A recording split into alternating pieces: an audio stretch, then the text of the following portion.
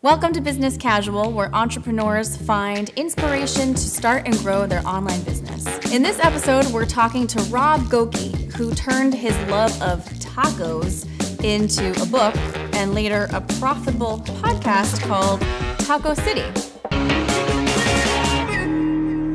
Hey, Rob. Hi, Heather. Thanks for having me. All right, Rob. How would you describe your business? Yes, Taco City is the story of the people behind the tacos.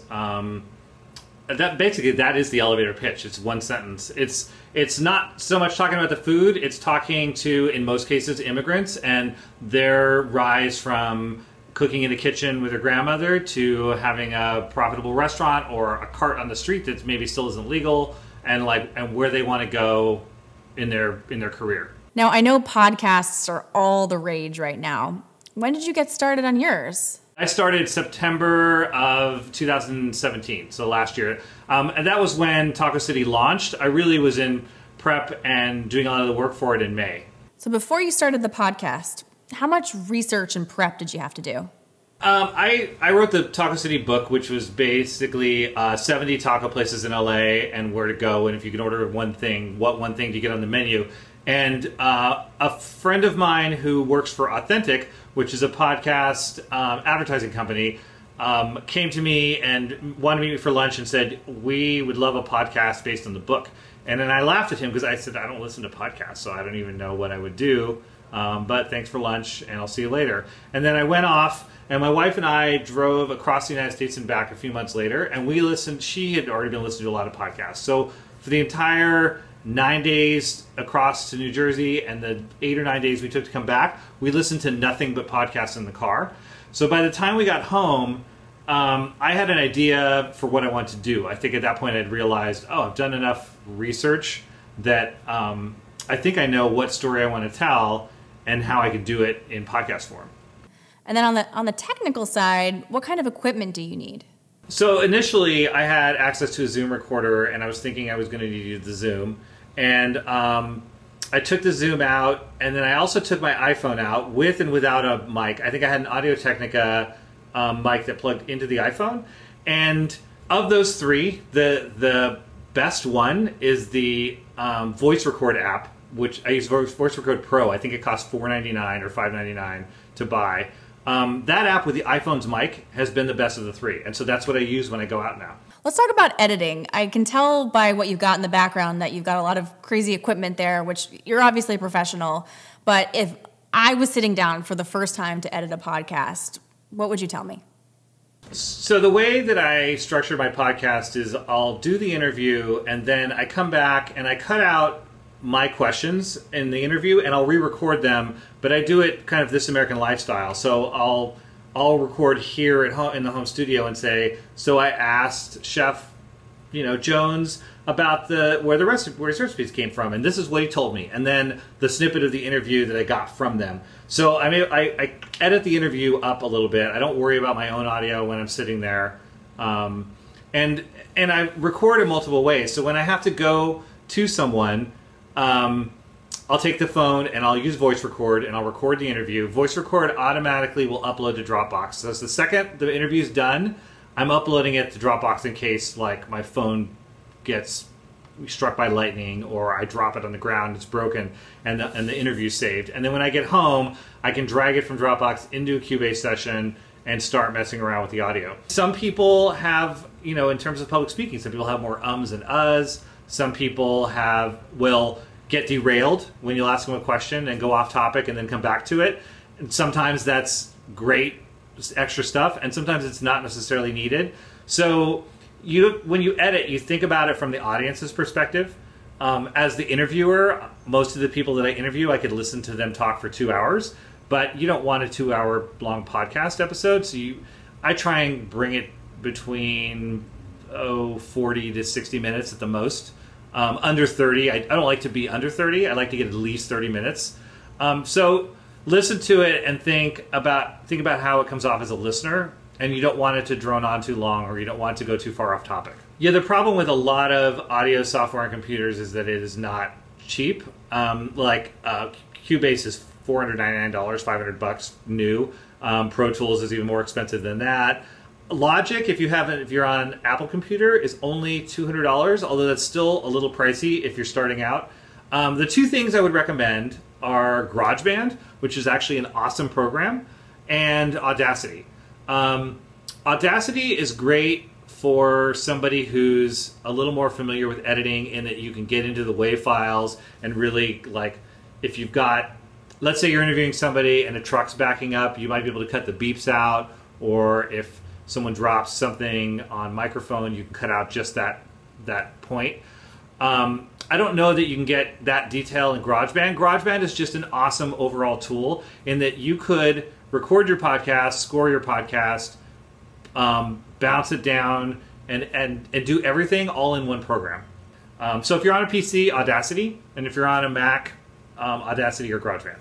So you're kind of in an enviable position because Taco City is actually sponsored. So you actually make money from the podcast, which is amazing. What advice do you have for other podcasters who might be watching right now who are trying to figure out how they can monetize? I came in a very lucky position. Generally Authentic doesn't take on new podcasts unless you're already generating about 10,000 listens per episode within the first 4-week period that each episode is out. Because I came in, they loved the concept and they wanted me to come to them. I came in at 0 because I didn't have any podcast audience to start with. And so it was a different kind of pressure on me because I felt this pressure to build my audience very quickly. But they were great at pre-pitching. I had 3 sponsors before I even had the first episode launched. So it was nice to come in and have them ahead of time. But I had to make sure that the audience was building quickly in order to keep them, which is much different than building your audience first, finding a sponsor, and then going, oh, well, we already have 10,000+ people listening, so all we got to do is maintain and grow, and we'll be fine. All right, given your experience, what would you say has been the quickest way to grow your audience? I mean, much like anything else in 2018, it's social media and it's word of mouth. You talk to anybody you meet about the podcast. I got the opportunity to go. I was on 2 panels at the Austin Film Festival. They have a whole podcasting track. You talk to people there about your process of making the podcast. You find forums where, in my case, people were talking about tacos or food related things, and follow food people online, and just kind of go to events where there's food and or Mexican food and talk to people. And then slowly the word of mouth starts to build, which for me is helpful for guests as well, because I'm constantly looking for new guests. And so it's nice to come across people that go, oh yeah, I know all about your podcast. So-and-so was on it and they told me that they loved it. So I'd be happy to be on. So it's just that slow growth where you're on the street and you're your own best marketing team. All right. So do you notice traffic from specific sources, like social media, for example? I definitely get more people from Instagram than anywhere else because Instagram's so food oriented.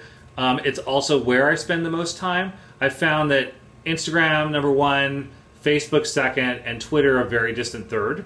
For some reason, the traction on Twitter isn't what it was 5 years ago, 7 years ago.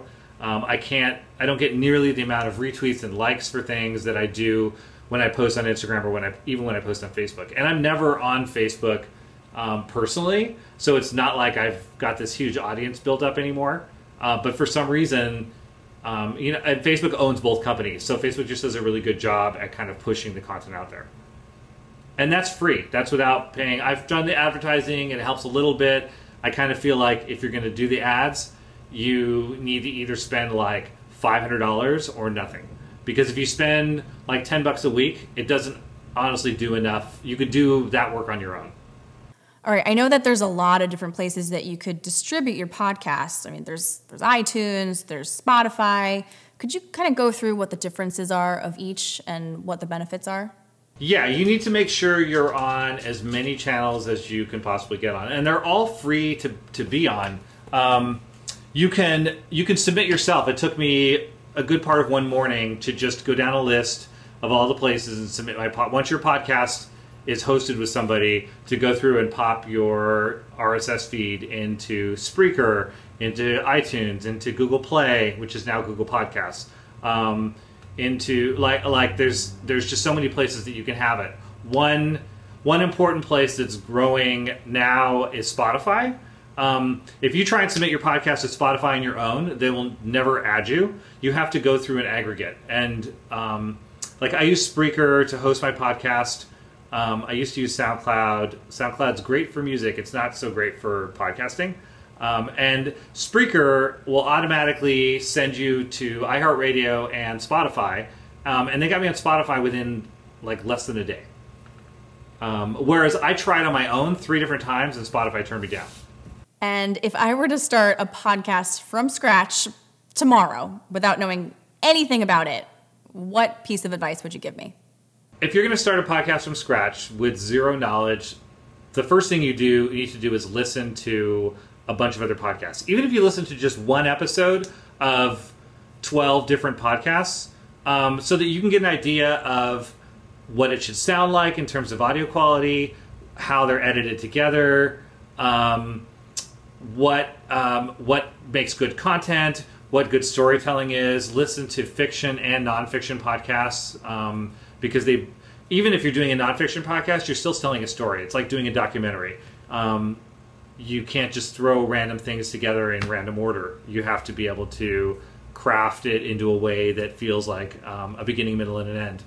And the most important thing is audio quality, just to make sure that you can record it as clean as possible. If that means going into your closet and recording, setting up some pillows in a corner of the room and recording facing the wall, whatever you can do to get good sound, even if you don't have an expensive mic. There are great mics out there for like $100, but if you got to record with your iPhone and the mic, or your Android phone and a mic that you've got, just put yourself in a situation where you can get the best audio possible. A quick story, the Mitchum podcast that I'm doing, Mitchum is 72 years old. He lives in Georgia, in North Georgia. Obviously we're not recording the podcast together because we live in completely different places and I'm in LA. We did a test run and he recorded a story, and I called him and I said, "That sounds amazing. What mic did you use?" And he said, "I just used my Google phone, not Google." He said, "I just used my Android phone and I was on the front porch outside."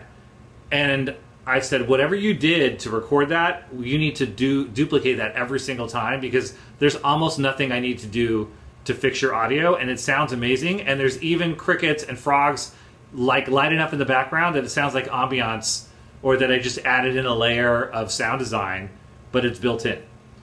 And so he's using a stock phone, and he's using the record app on the phone. And obviously I'm able to bring it in and cut things together and fix it a little bit, but you just need to be aware of how you sound. I've heard podcasts that sound amazing, and I've heard some podcasts that sound like not so great. And so it's good to have a baseline before you start. Amazing. Rob, thank you so much for being here. It was so great to have you. Thank you so much for having me, Heather. I had a great time.